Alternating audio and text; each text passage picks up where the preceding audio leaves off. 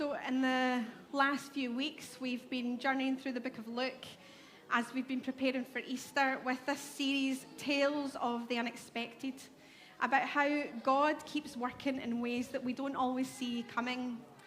And we've been thinking about this king who consistently surprises us by refusing to meet people's expectations.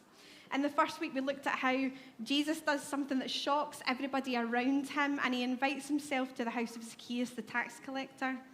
No one expected Jesus to really see this man, never mind eat with him, and bring transformation to his life.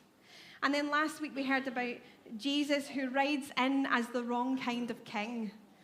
He would save the world not as a mighty conqueror, but as the suffering servant. He comes not on a warrior's horse, but on the humble donkey. And then this week we are thinking about an unexpected end. When you think about the journey through the Gospel of Luke to get to this point in chapter 4, which we're just about to read, none of this would have been expected. The disciples had walked closely with Jesus. They sat under his teaching. They had watched him perform miracles. They had given up everything for him, given up their businesses, their families. They had followed him, their future, and they end up here. They end up at the cross. And we took time to think about that on Friday at our Good Friday service. We sat in the confusion and in the unknown and the waiting, because there would have been so much for the disciples as they stood at the cross and as their hopes were gone and as their lives looked differently. And Jesus was about to exceed every expectation. So we're going to look at Luke chapter 24. Let's try that. Luke chapter 24, verses 1 to 12. Let's read it. So it says, on the first day of the week, very early in the morning, the women took the spices they had prepared and went to the tomb. They found the stone rolled away from the tomb, but when they entered, they did not find the body of the Lord Jesus. While they were wondering about this, suddenly 2 men in clothes that gleamed like lightning stood beside them. And in their fright, the women bowed down with their faces to the ground. But the men said to them, why do you look for the living among the dead? He is not here. He has risen. Remember how he told you while he was still with you in Galilee? The Son of Man must be delivered over to the hands of sinners, be crucified, and on the third day be raised again. Then they remembered his words. When they came back from the tomb, they told all these things to the 11 and to all the others. It was Mary Magdalene, Joanna, Mary the mother of James, and the others with them who told this to the apostles. But they did not believe the women because their words seemed to them like nonsense. Peter, however, got up and ran to the tomb. Bending over, he saw the strips of linen lying by themselves, and he went away, wondering to himself what had happened. When I was reading this in the last few weeks, I was quite moved by the example of the women at the tomb in verse 1. I've never really noticed this before, but when I started preparing for this a few weeks ago, I was struck by the fact that they continued to do what they needed to do faithfully in the midst of their grief. There was a process to be followed. There were responsibilities that needed to be kept. There were things that needed to be done to care for Jesus' body. There were rituals as part of the culture that were important. And here, the women were showing up, faithfully fulfilling what they were supposed to do, even in the midst of their disappointment and in their grief. And it was an ordinary moment, in that ordinary moment, that Jesus was about to show them just how powerfully he was at work. And I felt God speaking a word for you and a word for me when I was preparing. Keep showing up. Regardless of where you're at, keep doing the stuff. Even when you can't see what you're hoping to see, even when you're not sure what God is doing, keep being faithful, keep doing the right things, even when it is difficult, and trust and know that God is always at work. And I wrote this part weeks ago, actually, before we even had the news about Colin. But he exemplified what I'm talking about today. Colin was never led by his feelings. Right up until the very end, he held to the promises of God in his life above whatever else he was facing. He was committed and faithful to serve in the church, regardless how he felt or regardless of what was going on for him. I guarantee there were times where he didn't feel like doing the stuff, and yet he was always showing up and doing it anyway. And that was clear to see, because even in retirement, when he was no longer lead pastor here, as long as he was physically able, he was at church every single Sunday. He was always there in the background serving. He was giving people lifts. He was faithful to Friends Together. He was a blessing and an encouragement however he could be, wherever he saw the opportunity. He was consistent in his praise, and it carried him in the tough times. The women were just fulfilling ordinary responsibilities on a tough day. And this is what they found. Everything was changed. The stone was rolled away. The grave clothes were left. The tomb was empty. Jesus had risen. And suddenly, for these women, some of the things that Jesus said started to come to mind. They remembered what he told them. And it began to fall in place for them. They realized that this is what he had predicted, but they had no idea at that point what it would really mean. They were celebrating, but they had no idea how good this news would actually be. And then Peter, at the end of verse 12, he runs to the tomb to see for himself. And he sees that what he's hearing is true. But it says that he's left wondering to himself what had happened. He waits confused. And I can't imagine what that would have been like, to have to sit with all those questions, not really knowing what was going on, knowing that it was significant, but not really understanding what was going on, not having all the answers and wondering, what does this really mean? But we've got the privilege of seeing what comes next. There's no cliffhanger for us. The answers are there. And in the next few chapters, as they begin to unfold, we see more clarity over the fact that Jesus had risen. And we see in the rest of the Bible that it unpacks that this was literally not only life-changing, but it was going to be world-changing. You know, it's always really hard to know what to preach on Easter Sunday, because there are not enough words to describe how important this is and how good this is and why it is so significant. And so I decided that I'm going to have somebody share a story this morning that tells us the beauty of what Easter Sunday means for us. And it was interesting because I heard this during the week at the very moment where I thought to myself, I need a testimony this Sunday.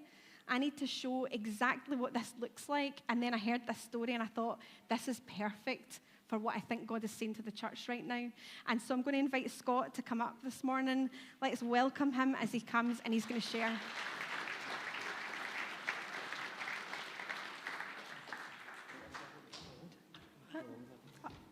3 to 5. Don't know if I can squeeze it in. Thanks, Shelley, for asking us, and it's an honour to be up here.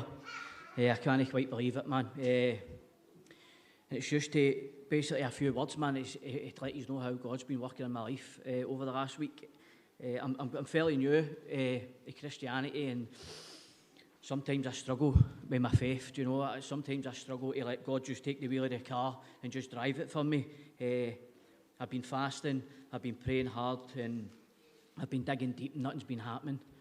And I've been like, am I doing this right? Like, am I doing this right? And I'm doubting myself. God saved me from addiction, managed to get me back into work. Worked in a building site for a few months where I met Ants, shined a light for him, and Ants is here today, man. And also then the party started when I came off the building site and got a taxi. So in this taxi, God was working in my life, and he was putting people in my path. Day in, day out, I was meeting broken men in my taxi who were opening up to me, tell me about their troubles, just how bad it was and that for them. And I felt God speaking to me saying, you need to help. Do you know what I mean? So East End Walk and Talk was born. We started a wee community, a men's mental health group in the community where men could come and get a bit of refuge. Also then, on the back of that, we started a running club where people came and get fitness, and it's thriving. There's over 40 members, and we're making a difference. We're really making a difference in the community.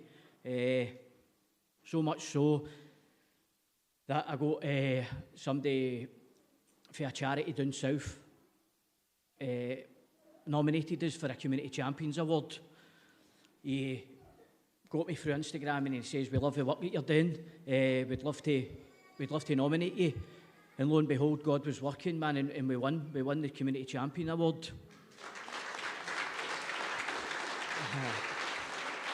You're not going to believe this. So the guy, we won the award, the guy was coming down, the guy was due to come up Tuesday, to present us with the awards.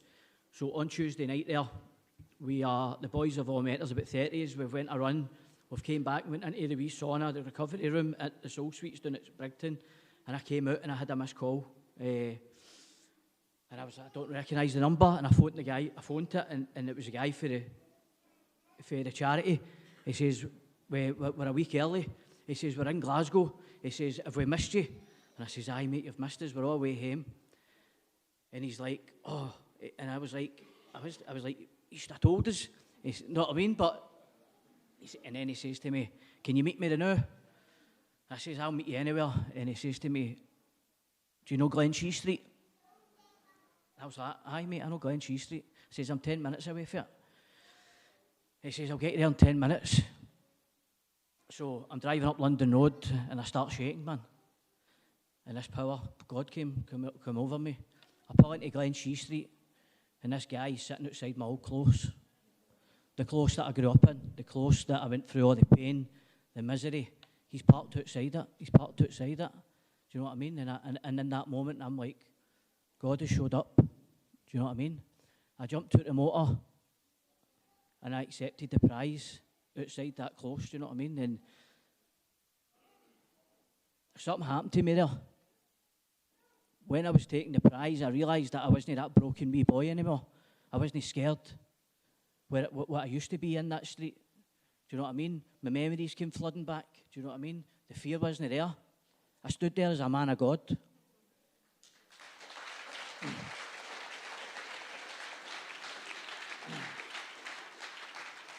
No dishonesty, no fear, none of that stuff, man. God has restored me. He's restored me to the man I was meant to be before. Do you know what I mean?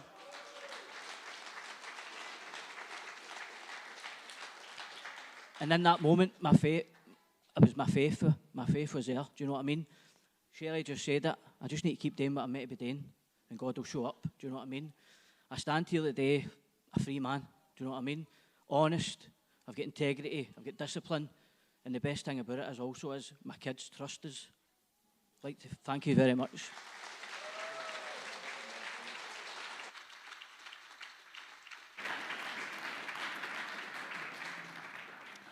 When I heard Scott's story, it reminded me of all the ways that Jesus is resetting the scene, and all the ways that Jesus is speaking a different word over those who encounter him because of what he's done on the cross. We see it in this wee period in Scripture after Jesus is risen from the dead. In the passage we read this morning, he appears to the women at the tomb who, in normal circumstances, would have been overlooked in society.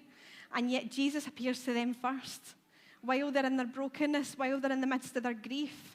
And suddenly they go from this broken place of grief and the lowest in society, to someone who is offering hope and restoration, to people who are able to share the good news. They're the ones who are told to tell people about the resurrection. They're the ones who are called to go and tell the disciples that Jesus is risen. He gives them value and he gives them purpose where they had none. And then straight after this passage is the story of the Emmaus Road, where Jesus meets two people who are on an ordinary walk, who are so deflated with what they've seen in Jerusalem. They are so affected by the crucifixion of Jesus. It says their faces were downcast. They were heavy-hearted. They were lost. They were disappointed. They were grieved. They were depressed.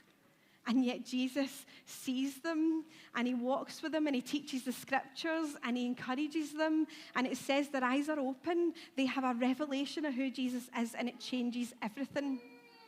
And then there's Peter, and this is probably the most beautiful one, because Peter's last encounter with Jesus had been when he was denying him 3 times. 3 times people said, "Are you one of the disciples of Jesus?" And he's like, "No, it's not me. You've made a mistake 3 times.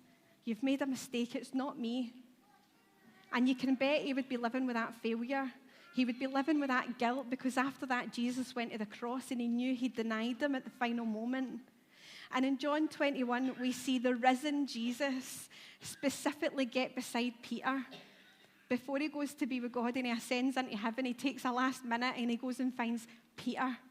And he stands beside Peter, and it's really beautiful because Jesus really does do a reset, because it's the same as what we've just heard for Scott. When there was that moment where Peter was denying Jesus, there was this scene of this wee fire that was burning in the background in the midst of that scene. We read it in the verses.